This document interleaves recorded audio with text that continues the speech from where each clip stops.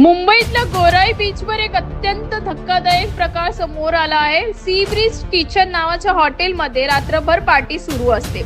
अल्पवयीन मुलांना म्हणजेच वयाने 21 वर्षाखालील मुलांना सरास दारू पाजली जाते आणि हे सगळं एका मॅनेजमेंट ग्रुपकडून HPM यांच्या आशीर्वादाने चालू आहे। आता फक्त बेकायदेशीर मद्य सेवनच नव्हे तर शनिवारी रात्री 2 वाजता 2 अल्पवयीन मुलांना बाउन्सरनी मारहाण केली ही माहिती समोर येत आहे। कायद्याचे उल्लंघन, मुलांच्या मानसिक आणि शारीरिक सुरक्षेचा खेळ आणि वरून पोलीस यंत्रणेकडून पूर्ण दुर्लक्ष। गोराई पोलीस ठाण्यात तक्रार केली आहे पण कोणतीही चौकशी ना कारवाई झाली। अशी बेकायदेशीर, अनैतिक आणि मुलांच्या सुरक्षेला धोका पोहोचवणारी पार्टी मुंबईसारख्या शहरात सर्रासपणे होणे ही अतिशय गंभीर गोष्ट आहे। प्रशासन आणि पोलिसांनी याकडे दुर्लक्ष न करता त्वरित कारवाई करावी आणि अशा आयोजकांवर कठोर कायदेशीर कारवाई करण्यात यावी।